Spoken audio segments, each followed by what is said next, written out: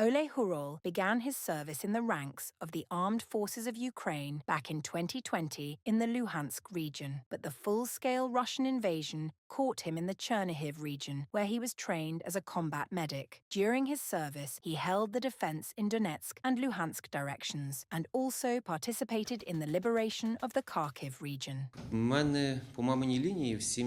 I have on my mom's line, in my family, all servicemen, very much from my great-grandfather, on my dad's line too, so I decided to restore this line, and I had such a desire to serve my country. On November 30th, 2022, in the Kharkiv region, while carrying out a combat mission, Oleg stepped on a Russian mine and sustained numerous injuries, as a result of which he completely lost his sight.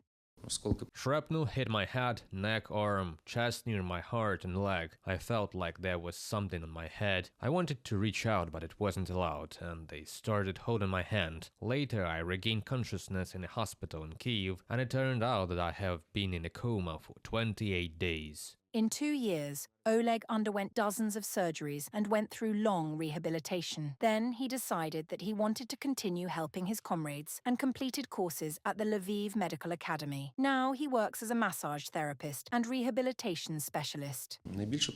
What I like most about the process is feeling what you've already done, how it changes to the touch. Because as they say, blind massage therapists see with their fingers.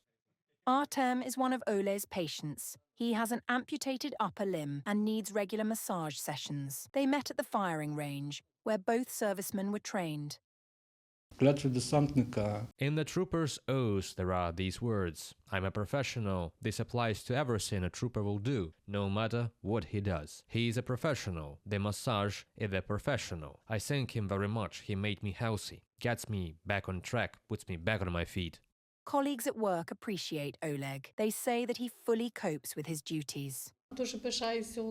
I'm very proud of Oleg, that there are guys like him, our true heroes, young and brave. He is a fighter both on the front lines and here. He helps here too. He helps the guys a lot. He understands and feels them. I'm very proud of such people. Oleg himself is constantly striving for self-improvement. He plans to take more massage courses to provide even better and more professional assistance to Ukrainian servicemen. Reported by Yulia Bil, Vadim Dmitriev, UATV News.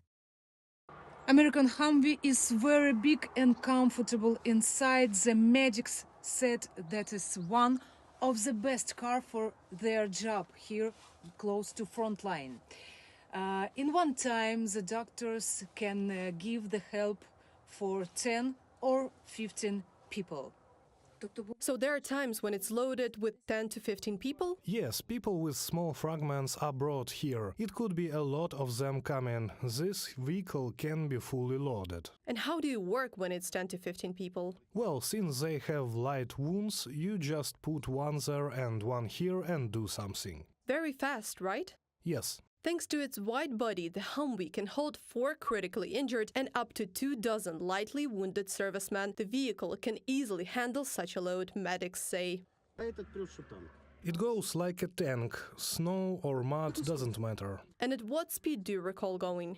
I can go 100 or even 120. The almost 5-ton vehicle can easily pass and maneuver off-road at any time of the year, says Humvee driver Vitaly. He adds that all other nuances depend on the driver.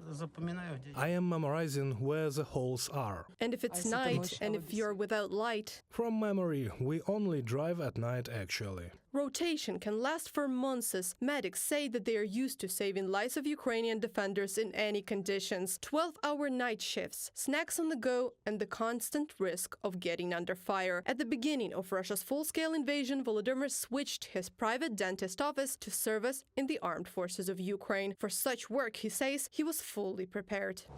Were there any wounded this night? Yes, they were being taken out. It's not very safe to take them out during the day. So if there are some light or medium wounds that could wait, they stay in the positions and then taken out in the dark. Right now they will take out those that are critical. Medics say that there is always enough work in the Bakhmut direction. Only recently there have been fewer wounded. It's on and off. Sometimes it's more, sometimes less, but now it got smaller. Oleg, a paramedic, was born in Russia. He has many relatives there, but he and his family have no relations with any of them at the moment. It was surprising for me that they came to liberate me here, saying that I am allegedly humiliated here and allowed to speak Russian. I speak Ukrainian since the beginning of the full-scale Russian invasion. Before that, I spoke in Russian. They have no right to tell us how to live or how to speak. Servicemen say that there is a shortage of medics at the front, and those who serve are bearing a double burden. At the same time, the doctors do not complain of fatigue. And what is the hardest to see in the war? The boys that you're taking out, it's the hardest. They are almost like children for me. Reported by Anastasia Tarnavska, Alena Gramova, Yevgen Karmazin, UATV News.